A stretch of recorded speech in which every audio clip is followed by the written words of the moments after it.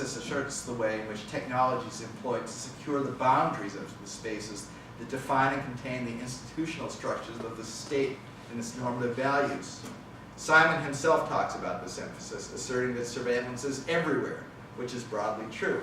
However, the visual emphasis of the season places particular places as a means of marking them as part of the post-9/11 environment. Indeed, as we behold this series in its post-9/11 context, Simon's West Baltimore easily becomes analogous to the failed states of Somalia, for example, or Yemen, or akin to the spaces that define the lawless places where atavistic worldviews spawn random attacks from those with some affiliation into the West.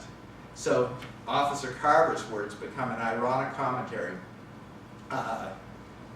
Somalia is not Baltimore. Each has its own history, system of social practice, and so on. The application of the analogy, however, allows us to see that the drug war operates in the bureaucratic regime of the varying tiers of the U.S. government as a placeholder. Drugs as a social disruptor provide a cause that always inflames the public and which empowers an unresponsive bureaucracy inordinately. It is intriguing to push further in this direction to the actual presence of federal law and order officials within the first season of the show. After McNulty has informed Judge Phelan, it's the clip you just saw, of the power and nefariousness of the Barksdale gang, the political impact of this knowledge resonates up through the Baltimore Police Department chain of command. Late in episode 1, McNulty consults with a friend at the Baltimore field office of the FBI to discuss surveillance methods and equipment. The scene transition is again abrupt, moving from the deputy chief of operation to McNulty, who is walking up the plaza to the FBI building. Security in this locale, the FBI building, is more present and effective than the various city buildings we've encountered, and McNulty is denied admittance until his colleague comes to bring him in. From the first, we can see the superior resources of the federal agencies. As Fitzhugh, McNulty's friend, shows us a live surveillance shot of a drug processing operation. But Fitzhugh, while willing to offer some material assistance, tells McNulty that his assistance will be limited because the emphasis of his office is shifting from drug cases to anti-terrorism. Such an implicit marker of connection between these two enterprises asserts the analogy between one endless war to another. The Wire, in its title and central metaphor, asserts the terms of spatial isolation among the various elements of the contemporary U.S. city and the hierarchical relationships between the institutions of the power structure and the underclass.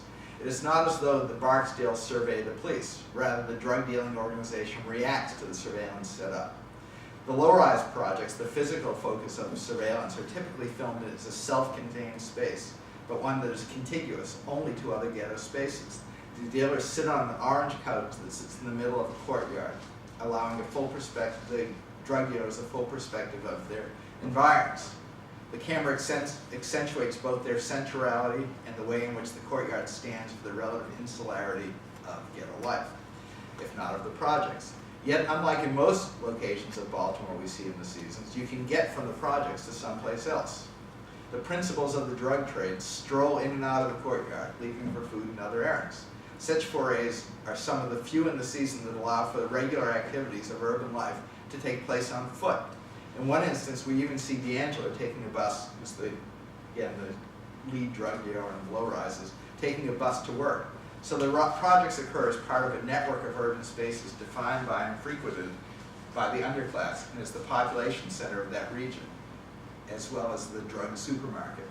Generally, an establishing shot in the low-rise courtyard features a mobile camera that sweeps the field of vision in a semicircle.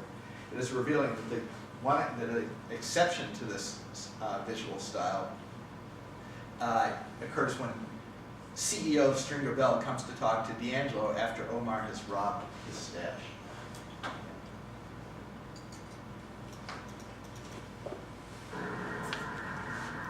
A little hectic down here, right, cuz? And this shot, the framing is classic. Yeah, man, I can't lie. Stringer and D'Angelo stand framed against the brick buildings of the project, centered in a big distance. In this shot, Stringer is the CEO instructing D'Angelo. Let's see what comes back. cool to understand that it's the stick-up crews and the creepers that be giving us the most trouble. As soon as they start thinking like that, we're not gonna have any more surprises, you feel me? Because you know, the uncle and me, we think you got a snitch up in the shop. What? Someone who tips off the stick-up crew. You gotta be on that, right? And again, you know, to see their bureaucratic relationship and the way in which they are partners in enterprise is to look beyond the fact that they're dealing drugs. But you know, really, it's what we're getting here is a fiduciary relationship between an upper-level manager and a middle manager. The relative equivalent of the ghetto for police officers is the bunker where the Special Investigative Unit, which is after these gentlemen, resides. A space in the basement of the old police headquarters where the only exposure to daylight is through the high windows at street level.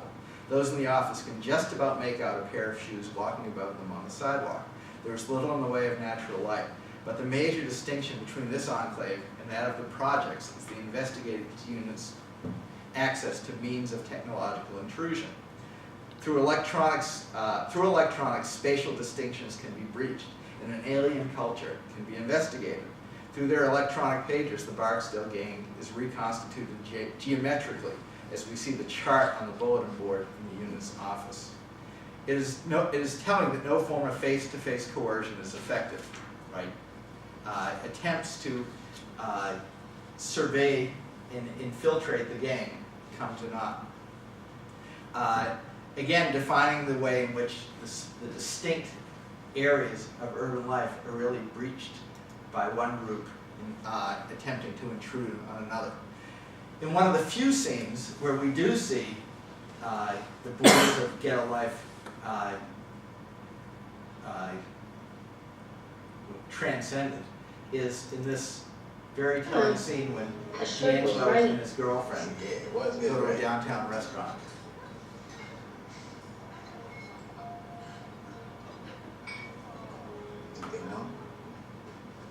Do they know what? You know what I'm about. What you mean, D? Come on. You know, it's like, get all dressed up, right? Come all the way across town, fancy place like this.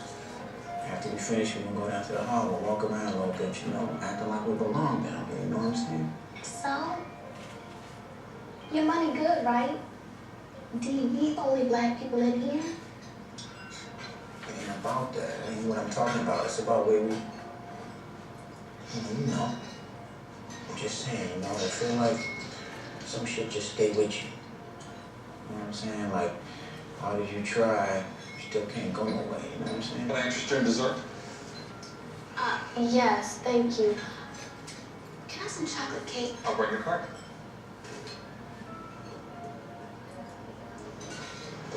Boy, nobody give a damn about you and your story. You got money, you get to be whatever you say you are. That's the way it is.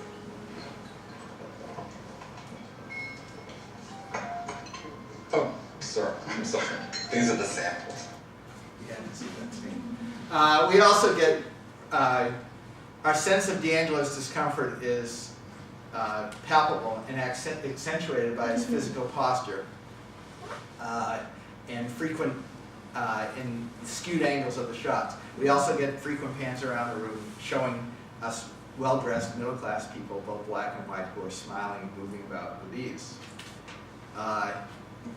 When D'Angelo says, hard as you try, you can't go nowhere,